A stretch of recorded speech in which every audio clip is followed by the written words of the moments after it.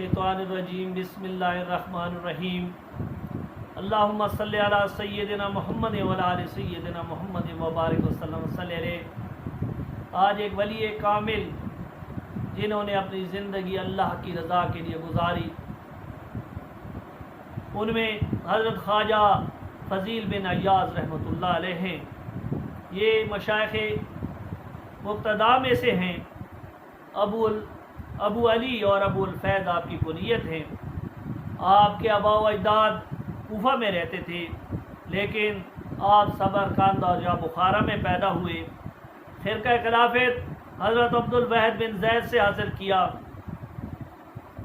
शेखुल मशाइख़ अबू अय्याज़ बिन मंसूर बिन मोहम्मद सलमी कूफ़ी से भी खिलाफत मिला। उन्हें मोहम्मद मुस्लिम से और उन्हें मोहम्मद हबीब महतम करशी से और उन्हें हज़रत सैयदना अबू बकर सदीक़ रज़ी अल्लाह ताला अन्हु से फ़िरक़ा खिलाफत मिला। आप हज़रत हसन बसरी रज़ी अल्लाह ताला अन्हु से बैत होना चाहते थे, लेकिन उस वक्त आप इरशाद फरमा चुके थे। आप हमेशा रोज़ा रखते, 5 दिन के बाद अफ्तारी करते, सारा दिन नफल में रहते, हर रोज़ कुरान पाक 2 बार ख़त्म फरमाते। तज़किरतुल औलिया रसीलुल अक़ताब और मुनीरुल मुक़्तबीन में लिखा है कि ख्वाजा फ़ज़ील जवानी में एक डाके मारते थे। इलाके के बहुत से डाकू आपके गिर्द जमा हो गए थे। वो आपकी निगरानी में डाका मारते, मुसाफिरों से सामान लूटते, माल व मता को पास लाकर जमा करते। एक दिन एक काफ़िले पर हमला किया, काफ़िले को घेर लिया। काफ़िले वालों को कत्ल करना चाहते थे कि एक शख्स ने यह आयत पढ़ी, जिसका तर्जुमा यह है कि क्या अभी उन लोगों के लिए वो वक्त नहीं आया कि उनके दिल अल्लाह के ज़िक्र से कांप उठे। ये आयत सुनने की देर थी। हज़रत ख्वाजा फ़ज़ील ने महसूस किया कि जैसे आसमान से बिजली गिर कर उनके दिल पर गिर पड़ी है। काफ़िले को वहीं छोड़ा, बियाबान का रास्ता अख्तियार किया, ज़ोर ज़ोर से रोना शुरू कर दिया। रास्ते में एक और काफ़िला मिला। उन्होंने फ़ज़ील से पूछा कि इस तरह फ़ज़ील डाकू तो नहीं है? हज़रत फ़ज़ील ने फरमाया, फ़िक्र न करो, फ़ज़ील डाकू ने तौबा कर ली है।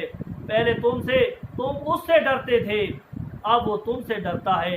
ये कहकर वो दिली तौर पर ताबे हो गया, जानो दिल से अल्लाह ताला से मोहब्बत करने लगा। ख्वाजा फ़ज़ील जिन दिनों डाकाजानी करते थे तो लूटा हुआ माल अलग रखते थे और उसका पर काफ़िले वालों का नाम लिखते थे। जिन दिनों आपने तौबा की तो अब जो भी काफ़िला आता उसे वापस वाल कर देते। एक दफ़ा एक यहूदी के पास गए, उसने अपना माल वापस किया। उसने कहा, नहीं, मेरा तो इतना खालिस सोना था। उन्होंने कहा, मैंने यही लिखा था, यही सामान था। उसने कहा, नहीं, मैं तो अपना पूरा सोना लूँगा, और मैंने भी कसम खाई है कि जब तक पूरा सोना नहीं दोगे मैं उतने तक जो है आपको माफ़ नहीं करूँगा।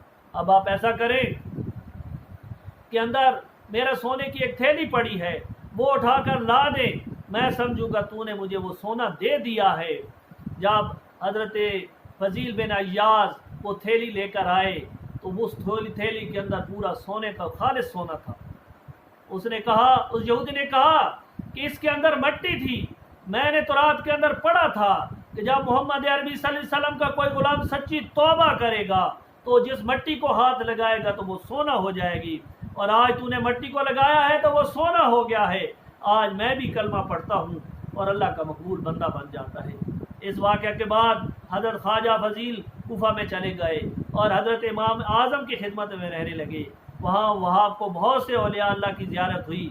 वहाँ से बसरा आए और इरादा किए ख्वाजा हसन की खिदमत में पहुँच कर मरीद हो जाए, मगर उन दिनों ख्वाजा हसन बसरी वफ़ात पा चुके थे। चुनाचे अब्दुल वाहिद बिन ज़ैद की खिदमत में आए और मुरीद हो गए। जिन दोनों हारून रशीद मक्का में आया तो अपने वज़ीरों को लेकर मुख्तलिफ बुज़ुर्गों की ज़ियारत के निकला। पहले वो अब्दुल रज़्ज़ाक़ मनाफ़ानी की खिदमत में हाज़िर हुआ और अर्ज़ किया, आपके अगर कोई खिदमत में अगर आपके कुछ कर्जा हो तो मुझे हुक्म करे। उन्होंने कहा, आपने उनका कर्जा अदा कर दिया। फिर वो हज़रत सफ़ियान बिन गनीबा के पास गए और उनका अदा किया। फिर मज़ीद कहने के मेरा दिल औलिया अल्लाह को देखने की ख्वाहिश है। वज़ीर हारून रशीद को फ़ज़ील बिन अय्याज़ की खिदमत में ले। उस वक्त हुजरे में बैठे चिराग की रोशनी में कुरान पाक पढ़ रहे थे।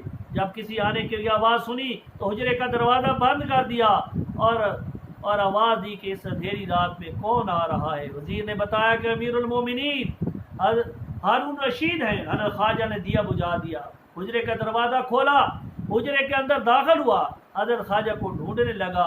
اس کا ہاتھ حضرت خواجہ کے بدن کو لگا تو حضرت خواجہ نے چلا کر کہا، ہارون تمہارے ہاتھ بڑے نرم ہیں، یہ دوزخ کی آگ کی لکڑی بننے والے ہیں۔ دوزخ کی آگ کی لکڑی بننے والے۔ ہارون رشید نے کہنے لگا، حضرت مجھے نصیحت فرمائیں، تو تمہارے والد حضور کے چچا تھے، کوشش یہ کرو کہ قیامت کے دن اپنے چچا اور باپ اور چچا سے شرمندہ نہ ہو۔ حضرت رشید نے کہا، مجھے نصیحت کریں۔ فرمایا، اللہ سے ڈرو، اللہ کی مخلوق پر رحم کرو، ادب سیکھو، آل رسول اور صحابہ رسول کی عزت کیا کرو۔ ہارون رشید نے کہا، اگر آپ پر کوئی قرضہ ہو تو حکم کرے میں ادا کروں۔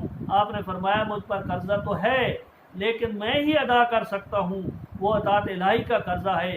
ہارون رشید رویا۔ حضرت خواجہ نے جدا ہو کر گھر آ گیا۔ حضرت خواجہ ابو الراضی فرماتے ہیں کہ میں 30 سال تک حضرت خواجہ فضیل کی خدمت میں رہا، میں نے خواجہ کو کبھی ہنستے ہوئے نہیں دیکھا۔ ہاں، اس دن ہنسے جس دن آپ کے بیٹے مبارک علی کا وصال ہوا۔ اس بیٹے کی وفات کی وجہ یہ ہوئی، خانہ کعبہ میں زمزم کے کنویں کے پاس بیٹھا ہوا تھا، ایک شخص نے یہ آیت پڑھی جس کا ترجمہ یہ ہے، جن دنوں مجموعہ کے سامنے نامہ اعمال رکھا جائے گا وہ کہیں گے، ہائے ہمارا کیا حال ہے، کاش ہمیں یہ نامہ اعمال نہ ملتا۔ اس نے یہ آیت سنی، نعرہ مارا اور جان اللہ کے حوالے کر دی۔